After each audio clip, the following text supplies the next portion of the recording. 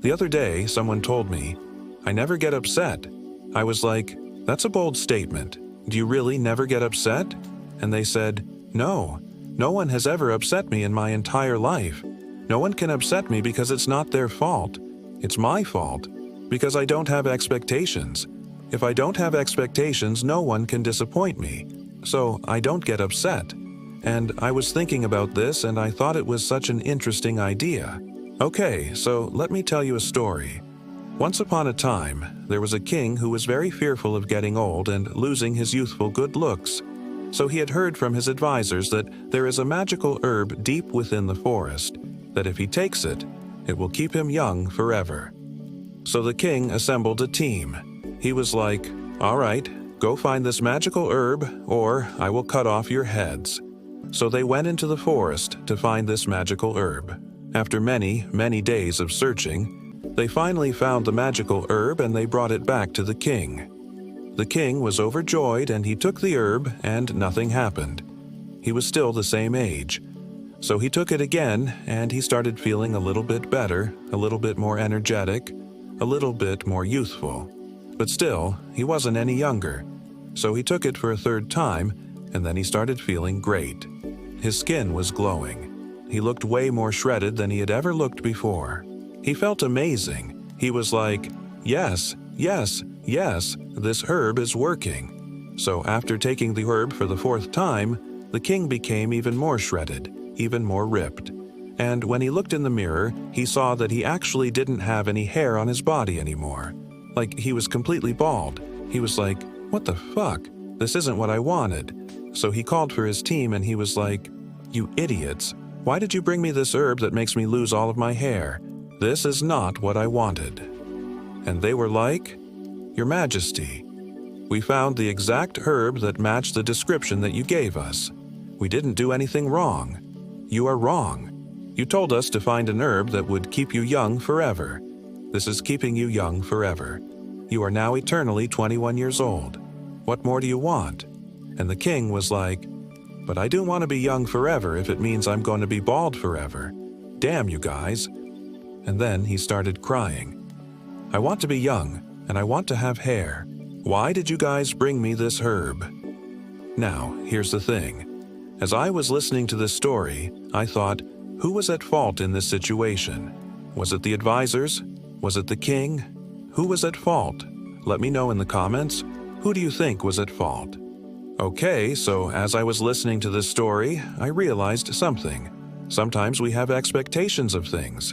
For example, we might be going to a party and we expect the party to be fun. We have this expectation that when we get to the party, we will feel happy. And sometimes our expectations are just not met, and we get upset. So sometimes we have these expectations of people. For example, maybe we have a partner and we expect them to make us happy. Or maybe we have a parent and we expect them to give us money. Or maybe we are friends with someone and we expect them to always hang out with us.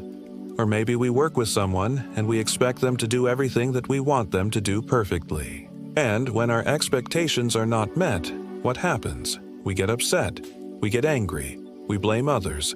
We have all these negative emotions that come up. So the question is, what can we do about it? So let's go back to this story. Who was at fault? Was it the advisors? Was it the king? Now the answer is both. The advisors were at fault because they didn't ask clarifying questions. When the king told them to go and find an herb that would keep him young forever, they didn't ask questions like, "By the way, does it matter if you lose your hair?" They should have asked those questions, but they didn't. So they were a little bit at fault. But also the king was at fault because he didn't specify what his expectations were. He just said, "Go find me an herb that keeps me young forever." He didn't say anything else. He didn't mention anything about hair. So technically, the advisors brought him exactly what he asked for. The advisors didn't do anything wrong. So the king was also at fault. In this situation, the Buddhists would say that both of these people were attached to their ideas of how things should be. Both the advisors and the king had a strong sense of identity around what they thought that things should be.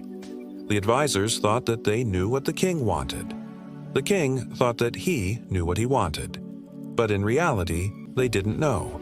And because of that, because they had these strong attachments to their ideas of how things should be, they created suffering for themselves. So now let's apply this to our daily lives. We have all these expectations about how things should be. We have all these attachments to our ideas of how things should be. And when things are not the way that we want them to be, we suffer. We become upset. We become stressed. So the question is, what can we do about it? Well, one thing that we can do is practice letting go of our expectations. One way to do this is to practice non-attachment. Non-attachment doesn't mean that we don't care about things. It doesn't mean that we don't have any wants or needs. It simply means that we are not attached to the outcome. We are not attached to our ideas of how things should be. When we practice non-attachment, we can respond to situations in a more flexible and skillful way. We can meet each moment with an open mind and an open heart, not with resistance and rigidity. For example, maybe we are in traffic and we are late to an appointment. If we are attached to our ideas of how things should be, we might get really upset and start blaming others for our lateness. But if we practice non-attachment, we might take a deep breath and accept the situation as it is.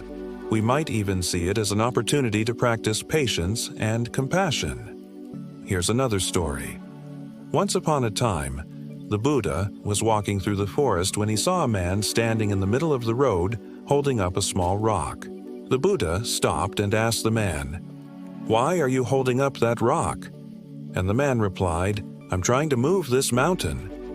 The Buddha smiled and said, "You will never move that mountain if you are attached to your idea of how things should be."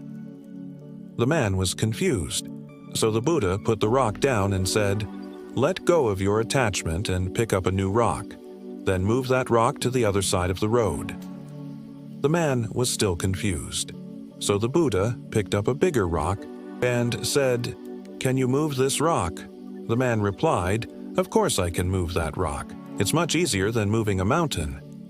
The Buddha smiled and said, "Exactly. By letting go of your attachment to your big goal, you can break it down into smaller, more manageable goals. Then you can take action on those smaller goals, and eventually you will achieve your bigger goal. So the next time you set out to achieve a goal, remember the story of the man and the mountain.